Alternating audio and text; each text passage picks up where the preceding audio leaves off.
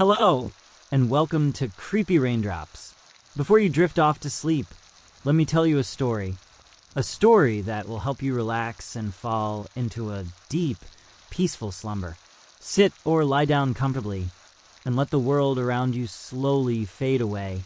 Tonight, I will take you on a journey through the woods, where the air is cool and the shadows of the trees stretch long. As you listen, let your mind relax, your body feel heavy, and all the noise in your head gradually fade away. Before we begin, I'd like to know, which city are you listening to this story from? And what time is it there? Whispers along Route 66. The Phantom Hitchhiker of Blackwell, Texas. October 1987. It was a crisp October night in 1987, the kind of night where the air felt electric and the moon hung low, casting an eerie glow over the desolate stretches of Route 66. The highway, once a bustling artery of American travel, now lay quiet, save for the occasional rustle of wind through the dry brush and the distant howl of coyotes. The small town of Blackwell, Texas, nestled along this historic route, was known for its friendly locals and charming diners. But as the sun dipped below the horizon, a sense of foreboding settled over the town. The story begins at a dilapidated gas station just outside Blackwell, where Jake pulls in to refuel. The neon sign flickers, casting a ghostly light over the cracked pavement. Inside, the old attendant, Mr. Jenkins, a man with a weathered face and tired eyes, warns Jake about the strange occurrences along the highway. "You ever hear about the hitchhiker?" he asks, his voice low and gravelly. "They say she appears on nights like this, looking for a ride, but she ain't what she seems." Jake chuckles, dismissing the old man's tale as just another urban legend. After filling up, he hops back into his truck, the engine rumbling to life as he merges back onto Route 66. The road stretches out before him, illuminated by the headlights, but the shadows seem to dance along the edges, whispering secrets of the past.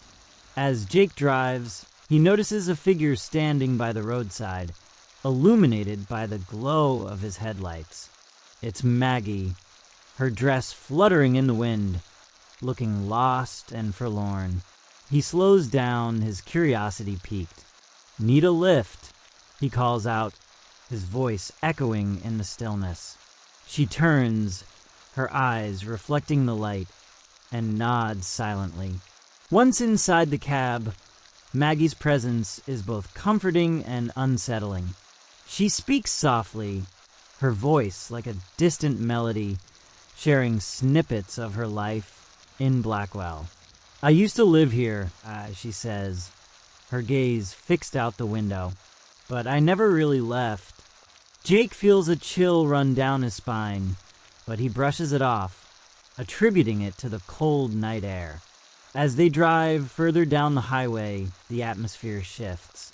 The air grows thick with tension, and the radio crackles with static before fading into an eerie silence. Jake glances at Maggie, who seems lost in thought, her expression distant. "What happened to you?" he asks, trying to break the growing unease. Maggie's smile fades, and she looks at him with a sorrowful gaze.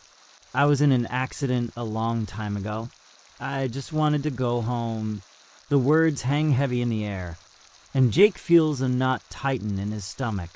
He glances at the rearview mirror, half expecting to see something lurking behind them. But the road is empty. The night deepens, and the landscape becomes increasingly desolate. The occasional rustle of leaves and the distant hoot of an owl punctuate the silence, creating an atmosphere thick with dread. As they approach a particularly dark stretch of road, the headlights flicker and the truck's engine sputters. Jake's heart races as he wrestles with the steering wheel, trying to keep control.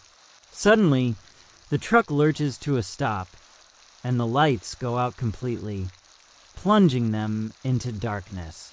Panic sets in as Jake fumbles for his flashlight, the beam cutting through the blackness. He turns to Maggie, but she is no longer sitting beside him. The passenger seat is empty, and the door swings open, creaking ominously in the stillness. "Where are you?" he calls out, his voice trembling. The only response is the whisper of the wind, carrying a faint, melodic laughter that sends shivers down his spine. He steps out of the truck, the cold air biting at his skin, and calls for her again, but the only answer is silence. As he searches the roadside, he feels a presence behind him, a chill that wraps around him like a shroud.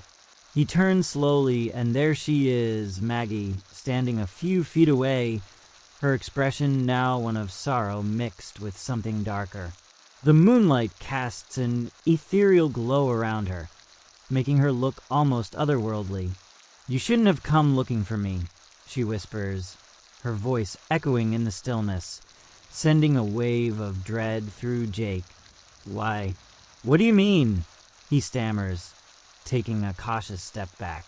The air feels heavy, charged with an energy that makes the hairs on the back of his neck stand up. Maggie's eyes, once filled with a haunting beauty, now seem to reflect a deep sadness, as if she carries the weight of countless lost souls. "I'm not the girl you think I am," she says, her voice trembling. "I'm trapped here, just like the others. We're all waiting for someone to take us home." Jake's heart races as he processes her words. "What happened to you? What do you mean by trapped?" He glances around, half expecting to see the shadows of other lost souls lurking in the darkness. "The accident," she replies, her voice barely above a whisper. "It was on this very road. I was trying to get home, just like you. But I never made it. Now, I can only wander, searching for someone to help me find peace." A cold breeze sweeps through, and Jake shivers, feeling the weight of her sorrow. "How can I help you?" he asks, desperation creeping into his voice. "What do you need?" Maggie steps closer, her form flickering like a candle in the wind. "You must remember me," she implores, her eyes locking onto his. "You must tell my story, so I can finally rest." Suddenly, the ground beneath them trembles, and the air fills with a cacophony of whispers, voices rising from the shadows, echoing Maggie's plea.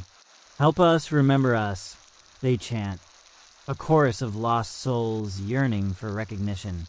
Jake feels a surge of panic as he realizes the gravity of the situation. He's not just dealing with a ghost. He's standing at the crossroads of life and death, caught in a web of unfinished business. "I will remember you," he promises, his voice steady despite the fear coursing through him. "I'll tell your story." Maggie's expression softens, a flicker of hope igniting in her eyes.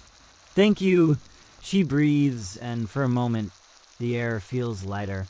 But just as quickly, the darkness closes in again, and the whispers grow louder, more insistent. "Jake," a voice calls from the shadows, pulling him back to reality. It's Mr. Jenkins, the gas station attendant, his face pale and drawn. "You need to get out of here. The spirits are restless tonight." Jake turns to Maggie, but she's fading, her form becoming translucent. "You have to go," she urges, her voice echoing like a distant memory. "Remember me, Jake. Don't forget."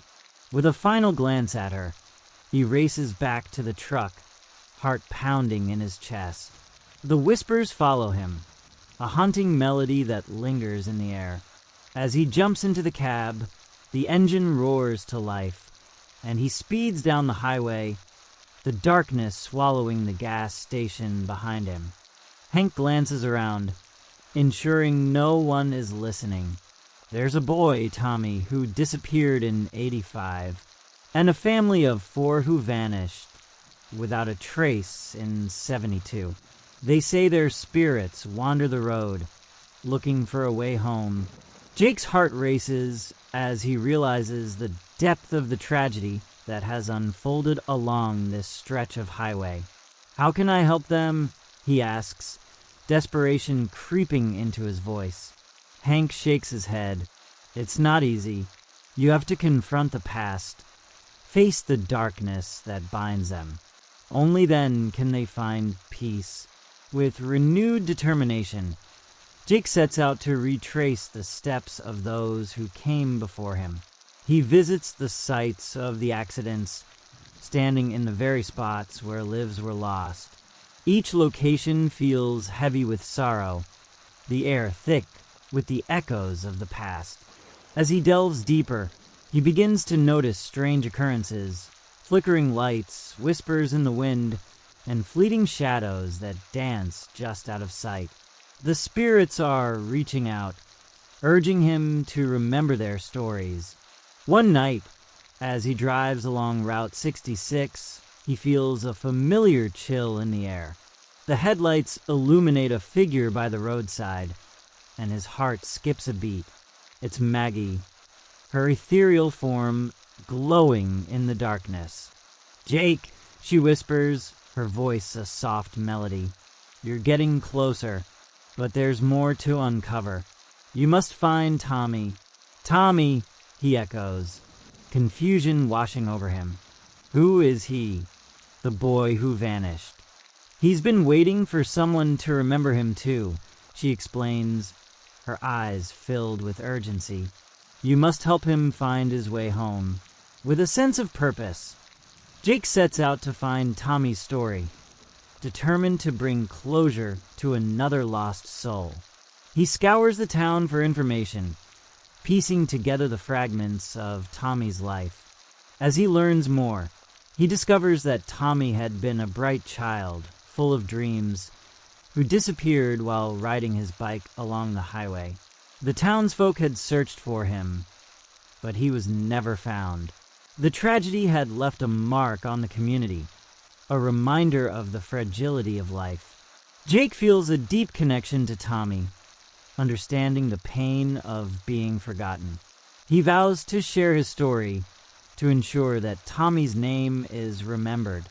As he prepares to confront the darkness that binds the spirits, he knows that the journey ahead will not be easy. But with Maggie's guidance and the weight of the lost souls behind him, he feels a flicker of hope. The night is alive with whispers as he drives back to the spot where Tommy vanished, ready to face the shadows and bring light to the forgotten. The road stretches out before him, a winding path of memories and lost dreams, and he knows that he is not alone.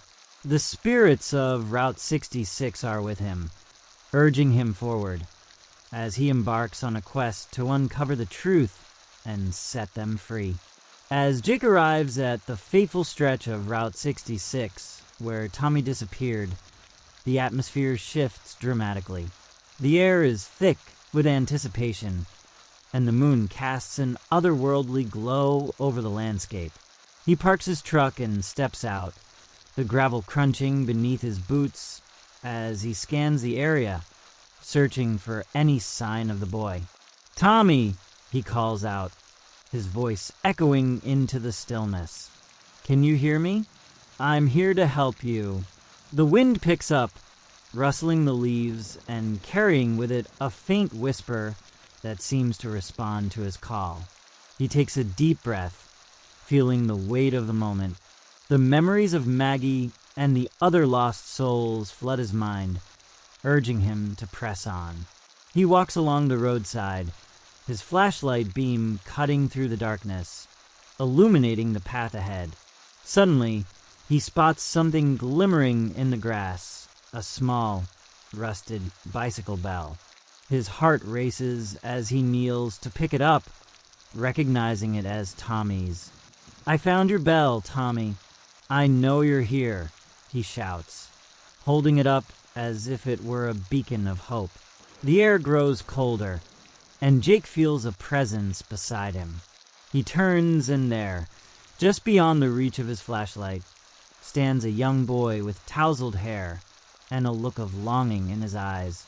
It's Tommy, his form flickering like a candle in the wind.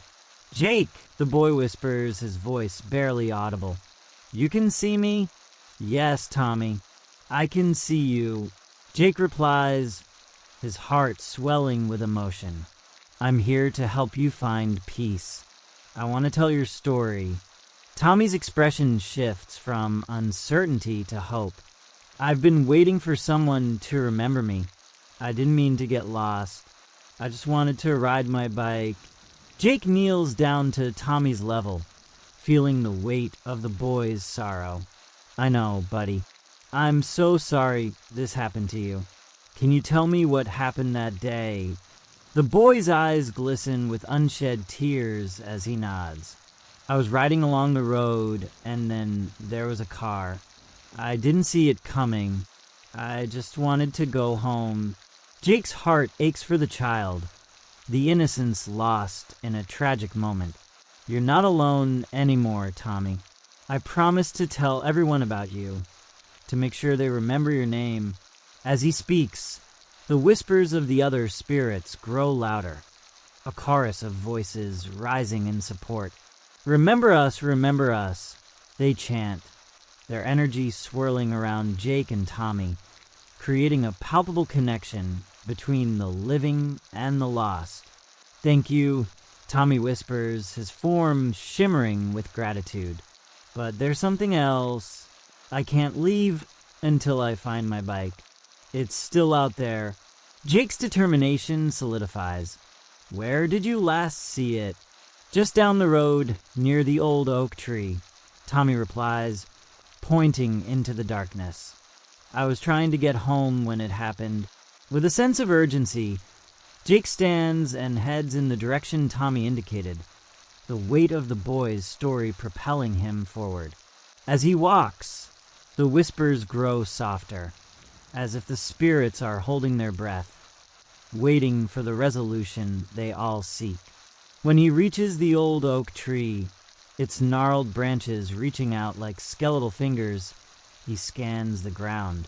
The moonlight reveals a faint outline of something half buried in the leaves. Jake kneels down and uncovers the remnants of a small bicycle, its frame rusted and tires deflated, but unmistakably Tommy's.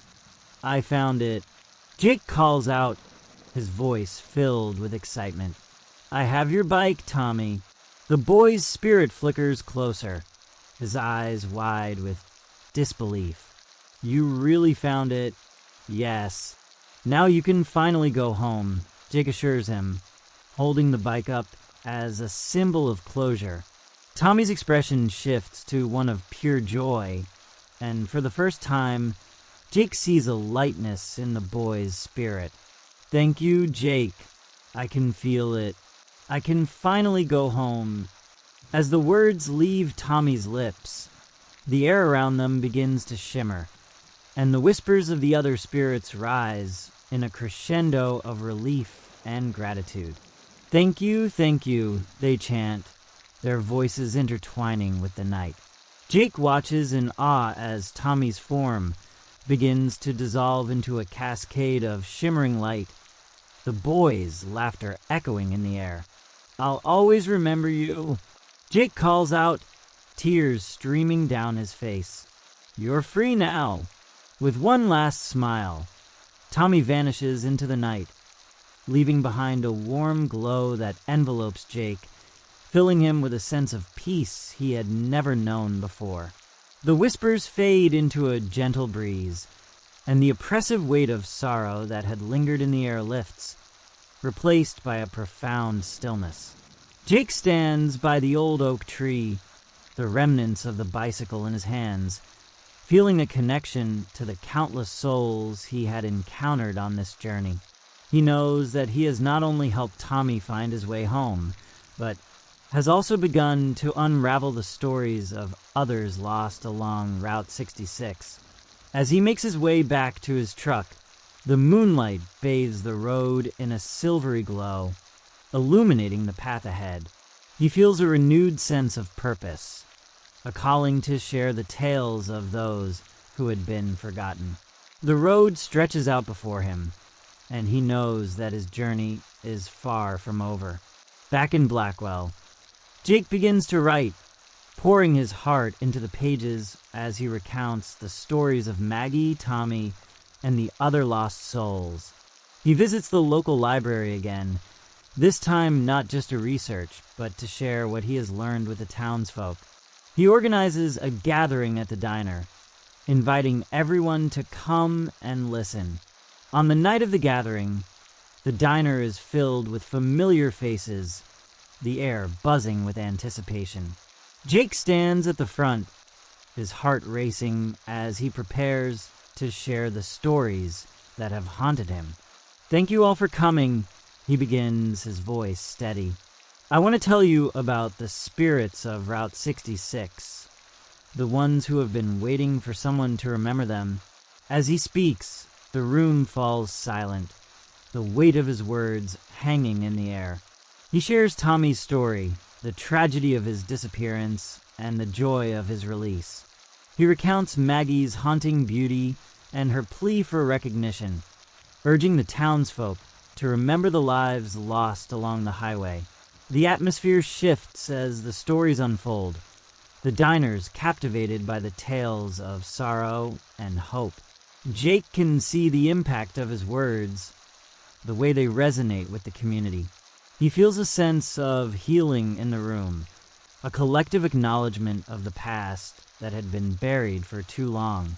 As the night progresses, the whispers of the spirits seem to echo in the background, a chorus of gratitude for the recognition they have long sought.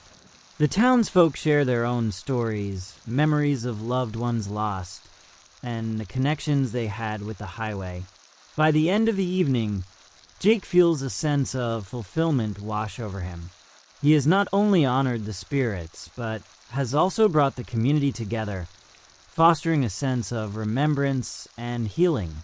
The diner buzzes with conversation, laughter, and shared memories, a stark contrast to the silence that had once enveloped the town. As he leaves the diner, Jake takes a moment to look up at the stars, feeling a deep connection to the universe and the stories that weave through it. He knows that the journey of remembrance is ongoing, and he is committed to sharing the tales of those who have been lost. With each passing day, he continues to explore Route 66, visiting the sites of other tragedies, listening to the whispers of the past, and gathering stories from those who have experienced the supernatural. He becomes a storyteller, a voice for the forgotten, and a bridge between the living and the lost. One evening, as he drives along the highway, he feels a familiar chill in the air. The moon hangs low, casting an ethereal glow over the road, and he knows that the spirits are with him once again. He pulls over, stepping out of the truck, and calls out into the night, "I'm here. I'm listening." The wind picks up, swirling around him, and he feels the presence of the lost souls, their whispers rising in a gentle chorus. "Thank you, remember us," they sing, their voices intertwining with the rustling leaves and the distant sound of a train whistle. Jake closes his eyes, allowing the energy of the night to wash over him. He knows that he is not just a witness to their stories, but a part of something much larger, a tapestry of lives intertwined along the winding roads of America. As he stands there, he feels a sense of peace settle within him, knowing that he has found his purpose. The road ahead is filled with possibilities, and he is ready to embrace whatever comes next, carrying the stories of the lost with him, ensuring that they will never be forgotten. As the night deepens, Jake stands by the roadside, the whispers of the lost souls swirling around him like a gentle breeze. He feels a profound connection to the spirits that have guided him on this journey, their stories now woven into the fabric of his own life. The moonlight bathes the highway in a silvery glow, illuminating the path ahead, and he knows that he is not alone. With a renewed sense of purpose, Jake climbs back into his truck, the remnants of Tommy's bicycle resting in the passenger seat as a symbol of the boy's freedom. He starts the engine, the familiar rumble filling the air, and as he pulls back onto Route 66, he feels a weight lift from his shoulders. The road stretches out before him, a winding ribbon of memories and lost dreams, and he is ready to embrace whatever lies ahead.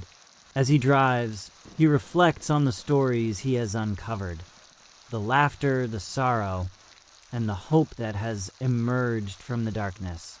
He knows that he has become a voice for the forgotten, a storyteller who will carry their tales into the world. Each mile he travels is a testament to the lives that have touched his own, and he is determined to honor their memories. In the weeks that follow, Jake continues to share the stories of Route 66, speaking at schools, community centers, and local gatherings. He becomes a beacon of remembrance, inspiring others to connect with their own histories and the lives of those who came before them. The town of Blackwell begins to heal, the weight of the past lifting as the community embraces the stories of the lost. One evening, as he prepares for another gathering, he receives a call from Mr. Jenkins, the gas station attendant. "Jake, you won't believe it," the old man says, excitement in his voice. "People have been coming from all over to hear your stories. They want to know about the hitchhiker and the boy on the bike. You've sparked something in this town." Jake smiles, feeling a warmth spread through him. "It's not just my stories, Mr. Jenkins. It's the stories of everyone who has been touched by this road. We're all connected." As he hangs up, he glances out the window, the sun setting in a blaze of orange and pink. He feels a sense of fulfillment wash over him, knowing that he has made a difference. The spirits of Route 66 are at peace, their whispers now a gentle reminder of the importance of remembrance. That night, as he stands before a crowd eager to hear his tales, he feels the presence of Maggie and Tommy beside him, their spirits shining brightly. He shares their stories, the laughter and the tears, and as he speaks, he can almost hear their voices joining in, echoing through the hearts of those who listen. "Remember them," he urges the audience, his voice steady. "Remember the lives that have shaped this road, the dreams that were lost, and the love that endures. We are all part of this journey, and together, we can ensure that no one is forgotten."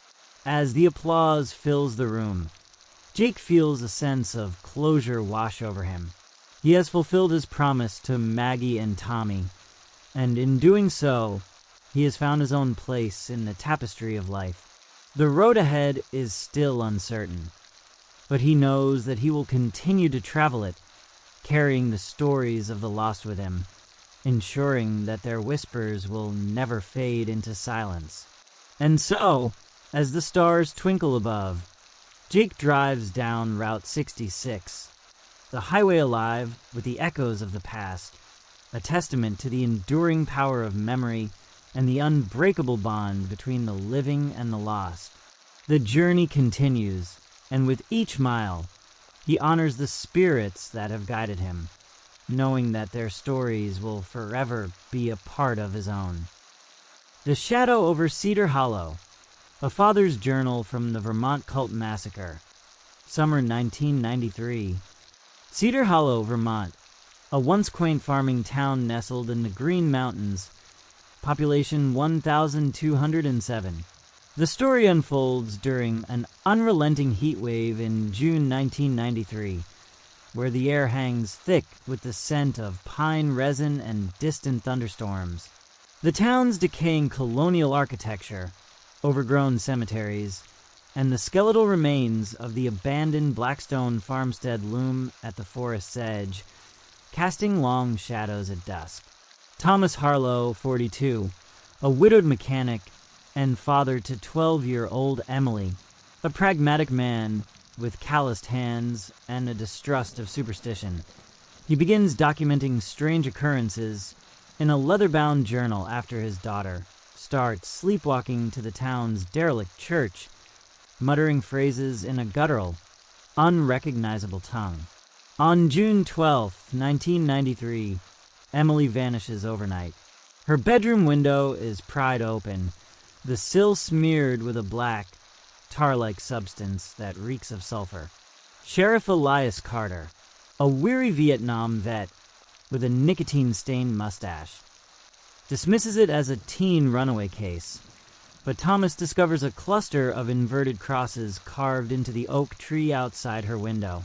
The carvings bleed a viscous, rust-colored liquid that evaporates by dawn. Rumors resurface about the Children of the Unhallowed Vale, a fringe group that occupied Blackstone Farmstead in the 1970s. Led by Silas Vane, a disgraced theology professor obsessed with purging the world through sacred fire, the cult disbanded after a barn fire killed 14 members in 1978, though no bodies were recovered. Locals whisper that Silas followers never truly left. They simply dug deeper. June 15th, a farmer reports his cattle mutilated near Blackstone, their entrails arranged in spiral patterns beneath a defaced statue of St. Michael. The air hums with flies, and the ground feels spongy, as though something writhes beneath the soil. June 17th, Thomas finds Emily's sketchbook hidden under her bed. The pages are filled with charcoal drawings of a faceless figure with antlers, towering over a burning town. Scrawled in red crayon, he's coming through the veil. June 18th, a violent storm knocks out power. Thomas hears chanting from the woods, a dissonant chorus of voices reciting the Litany of the Brethren, a fragment of which he later transcribes, "From ash we rise, from flesh we feast. The old one's shadow shall never cease." He follows the sound to the farmstead, where he glimpses hooded figures dancing around a bonfire, their faces obscured by darkness. The flames flicker ominously, casting grotesque shadows that twist and contort against the trees, as if the very night is alive with malevolence. June 19th. The town is abuzz with the upcoming summer solstice festival, but the atmosphere is thick with unease. Thomas attends a town meeting where Sheriff Carter tries to calm the growing fears, but whispers of the cult's return echo through the crowd. The townsfolk exchange nervous glances, recalling the past horrors that still haunt Cedar Hollow. June 20th. Emily returns home, disheveled and wide-eyed, but she has no memory of where she has been. Thomas notices her hands are stained with the same black substance found at her window. That night, she draws again, this time depicting a massive tree with roots that seem to reach into the depths of the earth, surrounded by figures in cloaks. The air is thick with tension, and Thomas feels an inexplicable dread creeping into his bones. June 21st. The day of the festival arrives, but the usual joy is overshadowed by a sense of impending doom. As the townspeople gather in the square, the sun hangs low, casting an eerie glow over the festivities. Thomas watches as Emily wanders off, drawn toward the woods, her eyes glazed over. He follows her, heart pounding, as the sounds of laughter fade behind him, replaced by the haunting chants that seem to beckon from the depths of the forest. The path grows darker, the trees closing in around him, and he feels the weight of unseen eyes watching. The air is electric, charged with a sense of foreboding, as he races to catch up with his daughter. The journal entries become frantic, filled with desperate pleas for answers, as he grapples with the reality that the cult may not only be a relic of the past, but a living nightmare that threatens to consume Cedar Hollow once more. As he reaches the edge of the clearing, the scene before him is surreal.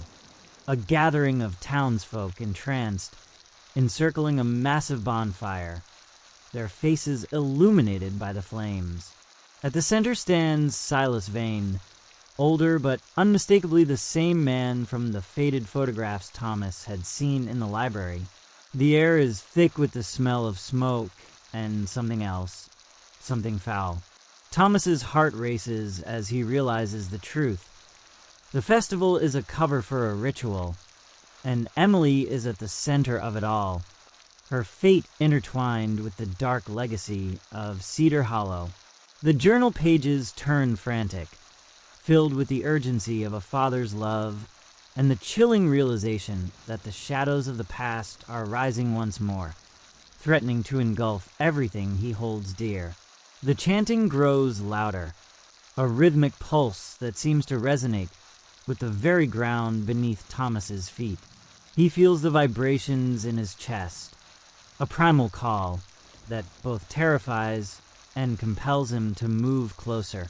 The flickering flames cast long shadows that dance like specters, and he can see the townsfolk swaying, entranced by the dark energy that fills the air. As he pushes through the underbrush, he catches glimpses of Emily, her face illuminated by the firelight, eyes wide and unblinking, as if she is in a trance. Silas Vane stands before her, his voice a low, hypnotic murmur that weaves through the air like smoke. Thomas's heart races as he realizes that the cult leader is invoking something ancient, something that has lain dormant for decades, waiting for the right moment to awaken. The atmosphere is thick with tension, the air crackling with an energy that feels almost alive. Thomas's mind races as he recalls the stories of the cult's rituals, sacrifices made to appease the dark forces they believed governed the world. He grips his journal tightly, the leather worn and familiar, a lifeline in this spiraling chaos. Suddenly, a flash of lightning illuminates the clearing, and for a brief moment, Thomas sees the faces of the townsfolk, twisted in ecstasy, eyes glazed over, as if they are no longer themselves. Panic surges through him. He cannot let Emily be a part of this. He must break the spell that has ensnared her and the others. With a surge of adrenaline, he calls out her name, his voice cutting through the chant like a knife. Emily, come back to me. The sound of his voice seems to momentarily disrupt the ritual, and several heads turn toward him, confusion flickering in their eyes. Silas Vane's gaze sharpens, and a sinister smile spreads across his face. Ah, the father returns, he intones, his voice dripping with mockery. You should have stayed away, Thomas. The veil is thin tonight, and your daughter has been chosen. Thomas's heart sinks as he realizes the gravity of the situation. He steps forward, desperation fueling his movements. Emily, you have to fight it. Remember who you are. For a moment, Emily's expression shifts, a flicker of recognition breaking through the haze. But then, the chanting resumes, louder and more insistent, drowning out his words. The fire crackles ominously, and the shadows seem to stretch and reach for him, as if the very darkness is alive and hungry. In that moment, Thomas knows he must act quickly. He recalls the stories of the cult's downfall, the fire that consumed them, the ashes that scattered into the wind. He must find a way to disrupt the ritual, to sever the connection between the cult and the dark forces they seek to summon. He scans the clearing, searching for anything that could help him. His eyes land on a nearby tree, its gnarled roots exposed, twisting like fingers reaching for the sky. He remembers the inverted crosses, the symbols of the cult's dark power. If he can destroy the source of their strength, perhaps he can free Emily and the others from their grasp. With renewed determination, he races toward the tree, the chanting growing louder, more frenzied.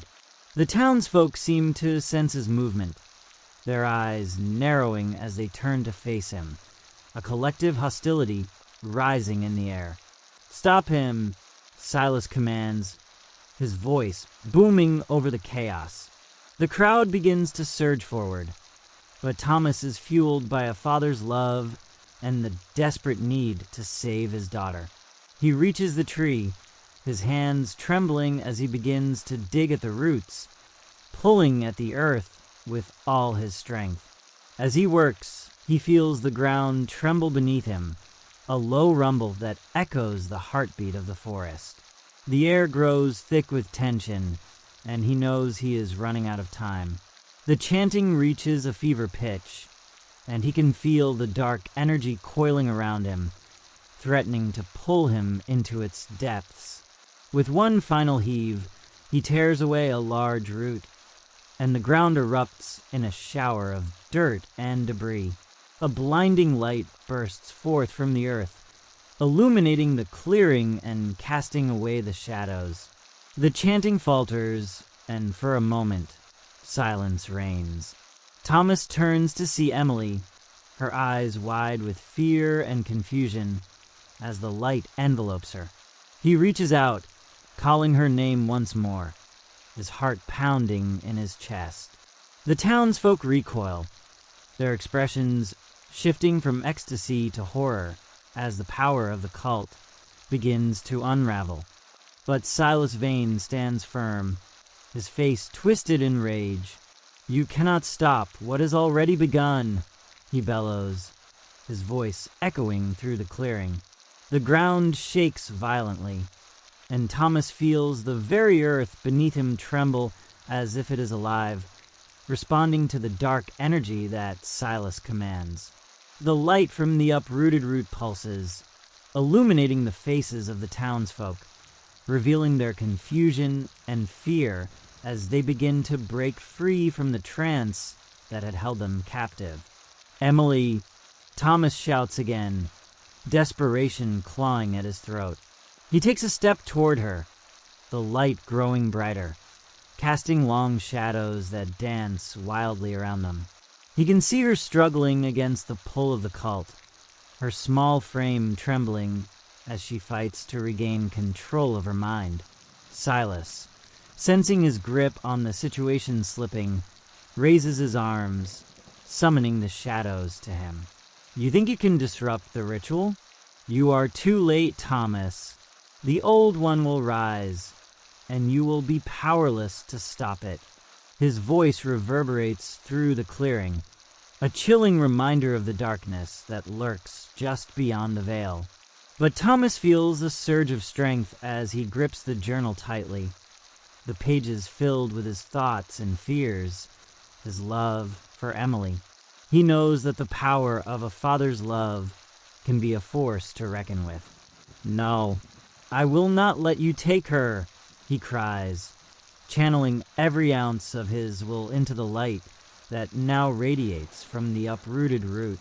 The ground shakes violently, and the light bursts forth, illuminating the clearing in a blinding flash. The townsfolk stagger back, shielding their eyes from the brilliance. Silas's expression shifts from anger to fear as he realizes the power of the light is disrupting his dark incantations. "Emily, come to me," Thomas urges, his voice breaking through the chaos. He can see her fighting against the shadows that cling to her, her small hands reaching out as if she is caught in a web of darkness. The light pulses again, and for a moment, their eyes meet, an unspoken connection that transcends the chaos around them. With a final, desperate push, Thomas steps forward, the light enveloping him as he reaches for Emily. "You are stronger than this. Remember who you are," he shouts, his voice filled with unwavering conviction. The shadows writhe and twist, trying to pull her back, but the light grows brighter, pushing against the darkness. As the light reaches its zenith, Emily's expression shifts from fear to determination. She takes a step toward her father, her small hand outstretched. "Dad," she cries, her voice breaking through the cacophony of chanting and chaos. In that moment, the connection between them solidifies, and the light bursts forth in a brilliant explosion, scattering the shadows and sending a shockwave through the clearing. The townsfolk cry out, their minds clearing as the dark energy dissipates, leaving only confusion and fear in its wake. Silas Vane, realizing he has lost control, screams in rage as the light engulfs him.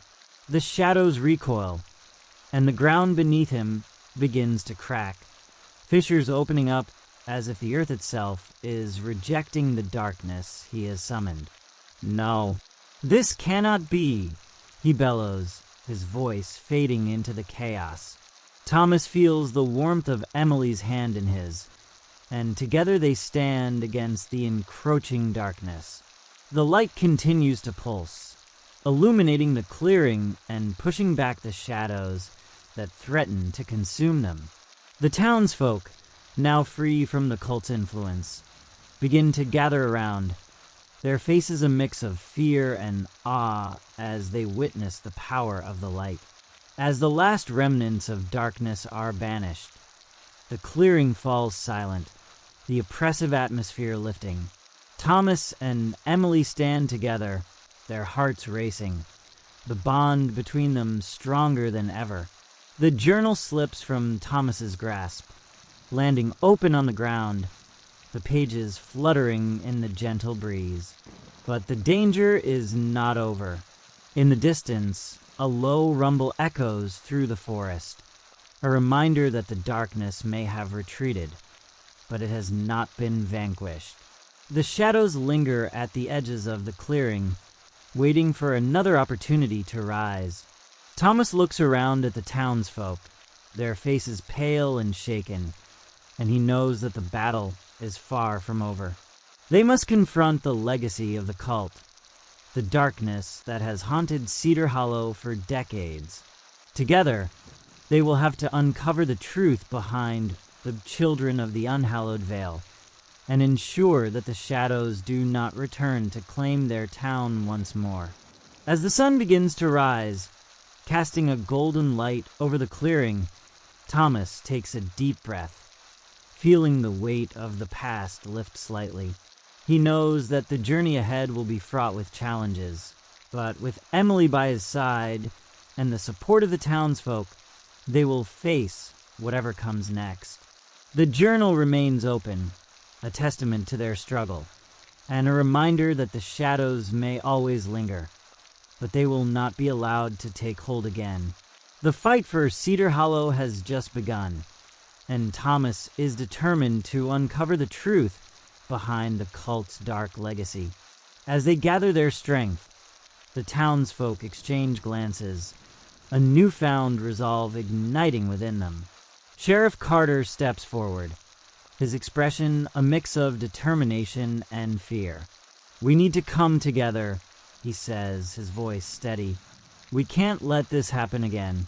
We must find out what really happened at Blackstone Farmstead and put an end to it once and for all." Thomas nods, feeling the weight of responsibility settle on his shoulders. He knows that the answers lie buried in the town's history, in the stories that have been whispered in hushed tones for years. He glances at Emily, who stands beside him, her eyes filled with a mix of fear and courage. "We will find the truth," he assures her, squeezing her hand tightly. Together, the townsfolk begin to murmur, sharing their own experiences and fears, each story adding to the tapestry of Cedar Hollow's dark past. They speak of strange occurrences, of shadows that seem to move on their own, and of the lingering feeling that something is watching them from the woods. As the sun rises higher, illuminating the clearing, Thomas feels a sense of hope. They may have faced darkness, but they have also found strength in each other.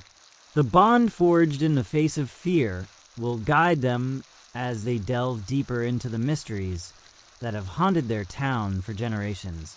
With a renewed sense of purpose, they decide to investigate the Blackstone farmstead, the heart of the cult's activities.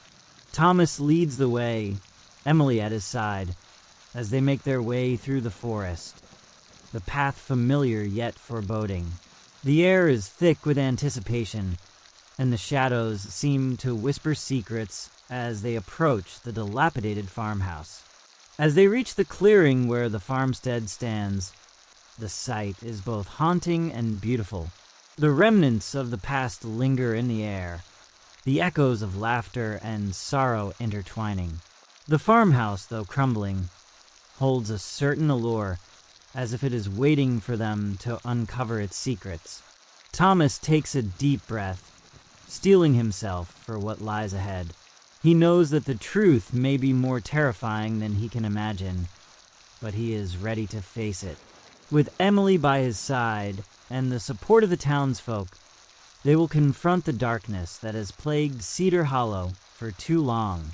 As they step into the shadows of the farmstead, the air grows colder, and the weight of history presses down on them. The journey into the heart of the cult's legacy has begun, and they are determined to uncover the truth, no matter the cost. The shadows may linger, but they will not be consumed. Together, they will shine a light into the darkness and reclaim their town from the grip of fear. The door creaks open, revealing a dimly lit interior filled with dust and decay. The air is thick with the scent of mildew and something more sinister, a lingering trace of the rituals that once took place within these walls. Thomas steps inside, his heart pounding as he surveys the remnants of the past. The walls are adorned with faded symbols, remnants of the cult's dark practices. He can almost hear the echoes of chants that once filled the air, a haunting reminder of the lives lost to the shadows. Emily clings to his side, her eyes wide with a mix of fear and curiosity. "Stay close," he whispers, his voice barely above a breath. They move cautiously through the main room, the floorboards creaking beneath their weight. Sunlight filters through broken windows, casting eerie patterns on the floor, illuminating the dust motes that dance in the air. As they explore, they come across a staircase leading to the upper floor, its steps worn and unstable. Sheriff Carter joins them, his expression grim. "We need to check the second floor. If there are any clues about what happened here, they might be up there," he says, determination etched on his face. With a nod, they ascend the staircase, the air growing colder with each step. The upper floor is shrouded in darkness, the light barely penetrating the gloom. They find themselves in a long hallway lined with doors, each one a potential gateway to the past. Thomas pushes open the first door, revealing a small room filled with remnants of the cult's activities. Old candles, tattered robes, and a makeshift altar covered in dust. The sight sends a chill down his spine, and he can almost feel the weight of the rituals that once took place here. "Look at this," Emily says, pointing to a series of drawings on the wall. They depict the same faceless figure with antlers that she had drawn in her sketchbook, surrounded by flames and shadowy figures. "It's like they were trying to summon something," she whispers, her voice trembling. Thomas's heart races as he realizes the significance of the drawings. "This is what they were worshipping," he murmurs, piecing together the fragments of the cult's dark legacy. They believed they could control it, but it consumed them instead. Sheriff Carter steps closer, examining the altar. We need to document everything. This could be crucial in understanding what happened here, he says, pulling out his phone to take pictures. As they continue to explore the upper floor, they find more evidence of the cult's activities. Ritualistic items, journals filled with frantic writings, and remnants of the lives that were once intertwined with the darkness. Each discovery deepens the sense of dread that hangs in the air, a reminder of the horrors that unfolded within these walls. Suddenly, a loud crash echoes from downstairs, causing them to jump. What was that? Emily gasps, her eyes wide with fear. Stay here, Thomas instructs, his heart racing as he moves toward the staircase. Sheriff Carter follows closely behind, his hand resting on his holstered weapon. As they descend the stairs, the atmosphere grows heavier, the air thick with tension. They reach the main room to find a group of townsfolk gathered around a broken window, their expressions a mix of shock and fear. What happened? Thomas asks, his voice steady despite the unease creeping into his chest. We heard something outside, one of the townsfolk replies, pointing toward the forest. It sounded like chanting, but it was different, more frantic, almost desperate. Thomas's heart sinks as he realizes that the cult's influence may not be entirely gone. We need to investigate, he says, determination flooding his veins. If they are still out there, we have to confront them. The group nods, their resolve strengthening as they prepare to face the darkness that still lingers in Cedar Hollow. They step outside, the sun now setting on the horizon, casting long shadows that stretch across the ground. As they make their way toward the edge of the forest, the chanting grows louder, a haunting melody that sends chills down their spines. The air is thick with anticipation, and Thomas can feel the weight of the past pressing down on them. They reach a clearing, and what they see sends a wave of horror through them. A group of hooded figures stands in a circle, their arms raised to the sky as they chant in unison. The ground beneath them seems to pulse with energy, a dark force that threatens to consume everything in its path. Stop, Thomas shouts, his voice cutting through the air like a knife. The figures turn, their faces obscured by shadows, but he can feel their eyes boring into him, a chilling reminder of the darkness they represent. Silas Vane steps forward, his presence commanding and sinister. You should not have come here, he intones, his voice dripping with malice. You think you can disrupt what has been set in motion. The Old One is awakening, and you are merely pawns in a game far beyond your understanding. Thomas's heart races as he stands firm, Emily by his side. The townsfolk gathered behind him, their expressions a mix of fear and determination. We won't let you take anyone else, he declares, his voice steady despite the dread pooling in his stomach. The chanting intensifies, the air thickening with a palpable energy that crackles around them. The hooded figures sway, their movements synchronized, as if they are channeling the very darkness that Silas seeks to summon.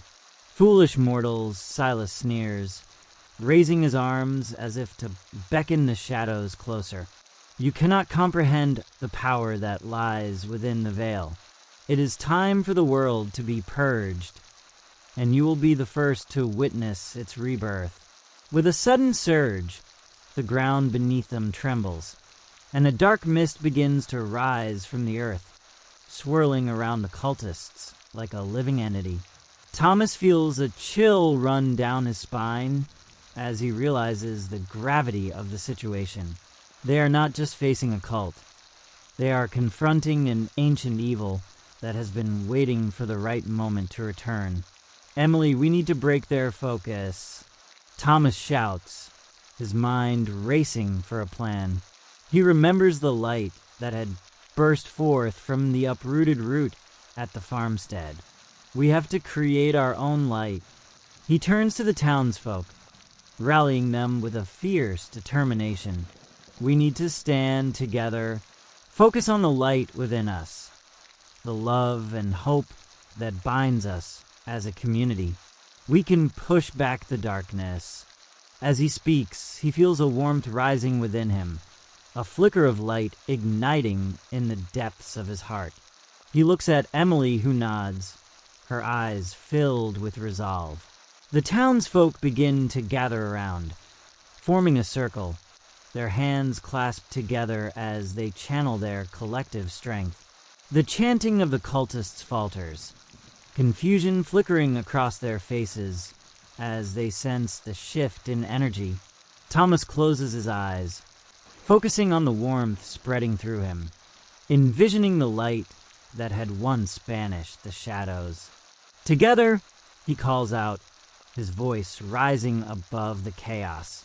Let the light shine through the darkness. As they concentrate, a brilliant light begins to emanate from the center of their circle, illuminating the clearing and pushing back the encroaching shadows. The dark mist recoils, hissing as it is met with the radiant energy of their unity. Silas's expression twists in rage as he realizes the power of their collective will. "You cannot stop this," he screams, his voice filled with desperation. "The Old One will rise, and you will all be consumed." But the light continues to grow, fueled by the love and hope of the townsfolk, each heartbeat resonating with the rhythm of their shared strength. The shadows begin to dissipate, retreating into the depths of the forest as the light expands, illuminating the clearing in a warm, golden glow. With a final surge of energy, Thomas raises his arms, channeling the light towards Silas and the cultists. "This ends now," he shouts, the power of their unity surging forth like a tidal wave. The light crashes into the cultists, enveloping them in a blinding brilliance. Silas screams, his voice echoing through the clearing as the shadows are banished, the dark mist dissipating into nothingness. The hooded figures stagger back, their forms dissolving in the light until they are no more. As the last remnants of darkness fade away, the clearing falls silent, the air now filled with a sense of peace and relief.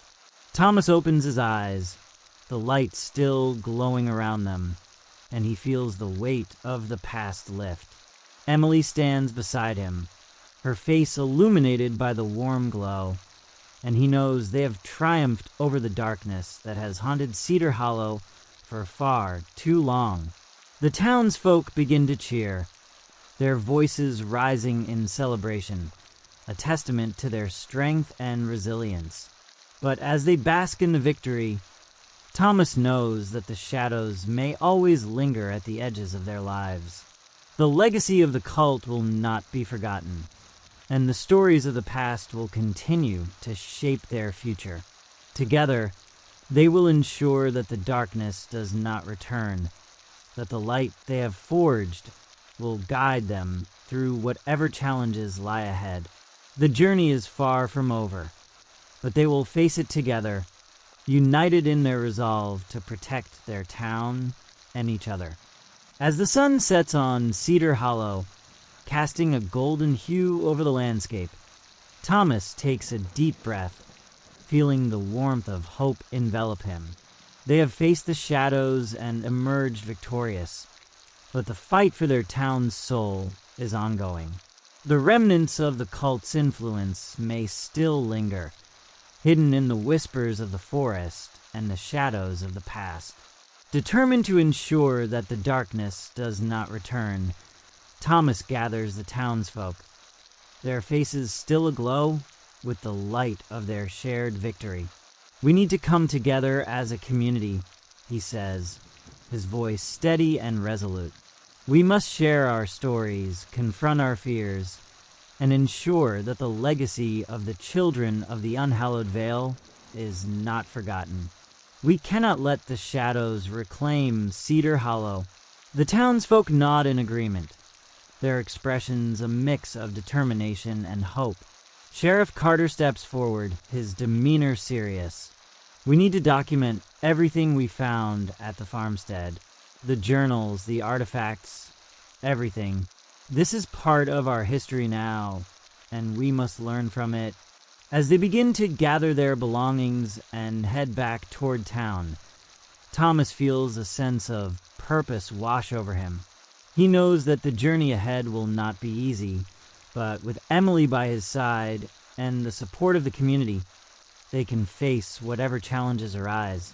In the days that follow, the townsfolk come together to share their experiences, recounting the stories of their ancestors and the dark history that has shaped Cedar Hollow.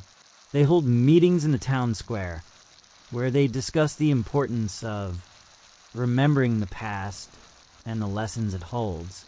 Thomas and Emily work tirelessly to compile the findings from the farmstead, documenting the rituals, the symbols, and the chilling accounts of the cult's activities. They create a community archive, a place where the stories of Cedar Hollow can be preserved for future generations. As summer gives way to autumn, the atmosphere in Cedar Hollow begins to shift. The oppressive heat of the summer fades, replaced by the crispness of fall. The townsfolk work together to clean up the remnants of the cult's influence, restoring the town's spirit and reclaiming their sense of safety. But even as they rebuild, Thomas cannot shake the feeling that the shadows are still watching. He often finds himself drawn to the forest, the place where the darkness had once taken hold. He takes Emily with him, and together they explore the woods, searching for signs of the cult's lingering presence. One afternoon, as they wander deeper into the forest, they stumble upon a hidden glade, a serene spot untouched by the chaos that had once reigned. The sunlight filters through the trees, casting dappled patterns on the ground. It feels like a sanctuary, a place where they can escape the weight of the past. Do you think they could come back? Emily asks, her voice barely above a whisper.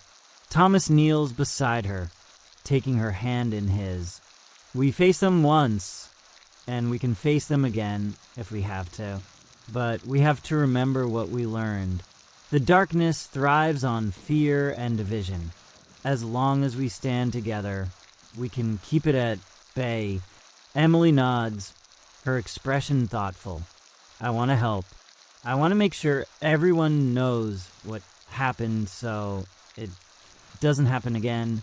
A sense of pride swells in Thomas's chest as he looks at his daughter. You already are helping, Em.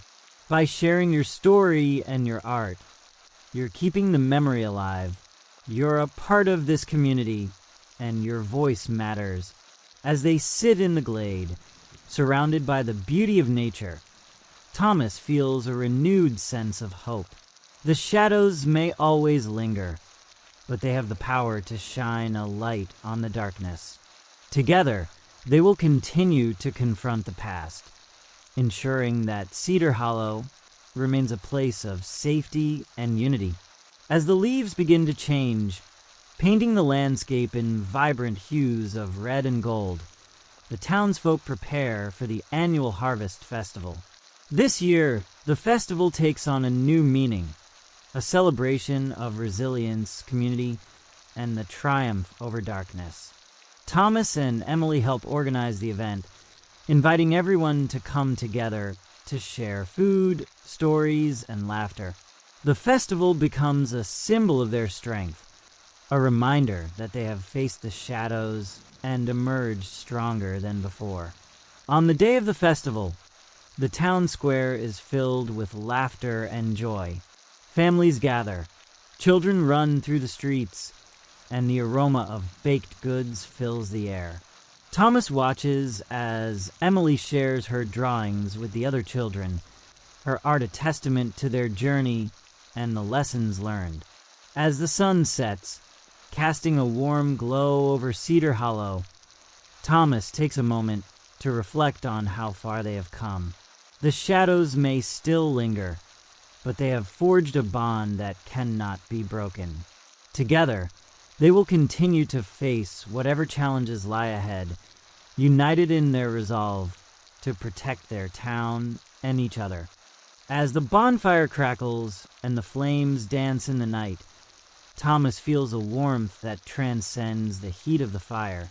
The townsfolk gather around, their faces illuminated by the flickering light, each one a testament to the resilience and unity that has emerged from the shadows of Cedar Hollow. As the stories flow, Thomas takes a deep breath, feeling the weight of the past lift from his shoulders. He glances at Emily, who is animatedly sharing her drawings with a group of children, her laughter ringing out like music. In that moment, he knows that they have not only survived the darkness, but have also forged a brighter future together. As the night deepens, Sheriff Carter steps forward, raising his glass in a toast. To Cedar Hollow, to the strength of our community and the light that guides us through the darkness. The townsfolk echo his sentiment, their voices rising in a chorus of agreement. To Cedar Hollow, they chant, their spirits lifted, the shadows of the past fading into the background. As the fire crackles and sparks fly into the night sky, Thomas feels a sense of closure wash over him.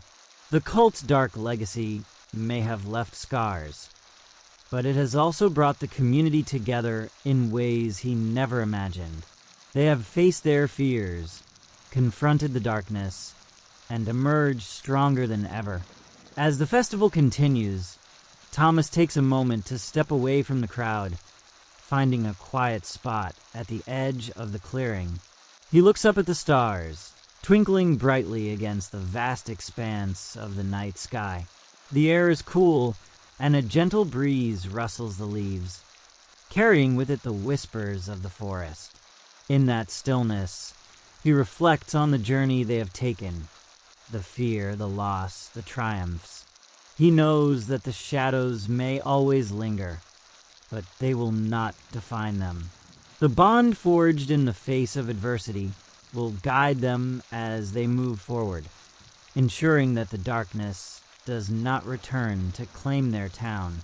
Just then, Emily joins him, her eyes sparkling with excitement. "Dad, can we go back to the glade tomorrow?" "I want to draw more," she exclaims, her enthusiasm infectious. Thomas smiles, his heart swelling with pride. "Of course, Sam. We can make it our special place, a reminder of how far we've come and the light we carry within us." As they stand together, gazing at the stars, Thomas feels a renewed sense of hope. The journey is far from over, but they will face it together, united in their love for each other and their community. With the warmth of the festival behind them and the promise of a new day ahead, they turn back toward the gathering, ready to celebrate the light that has triumphed over darkness. The laughter and joy of Cedar Hollow fill the air, a testament to their resilience and the enduring spirit of a community that has faced the shadows and emerged victorious. As the night unfolds, the fire continues to burn brightly, casting away the darkness and illuminating the path forward. Together, they will ensure that the legacy of the past is not forgotten, but rather transformed into a beacon of hope for generations to come. And so, under the watchful gaze of the stars, Cedar Hollow begins a new chapter, one filled with light, love, and the unwavering belief that together they can face whatever challenges lie ahead. The shadows may linger, but they will never again hold sway over their lives. The bond of community, forged in the fires of adversity, will always shine brighter than the darkness. As the festival comes to a close, Thomas and Emily join the townsfolk in a final dance around the bonfire, their hearts light and their spirits high. The laughter echoes through the night, a joyful reminder that they have not only survived, but thrived. In that moment, surrounded by the warmth of family and friends, Thomas knows that Cedar Hollow is not just a place. It is a home, a sanctuary where love conquers fear and light dispels darkness. And as the fire crackles and the stars twinkle above, he feels a profound sense of peace, knowing that they will always stand together, united against the shadows that may come. The night fades into dawn, and with it, the promise of a new beginning.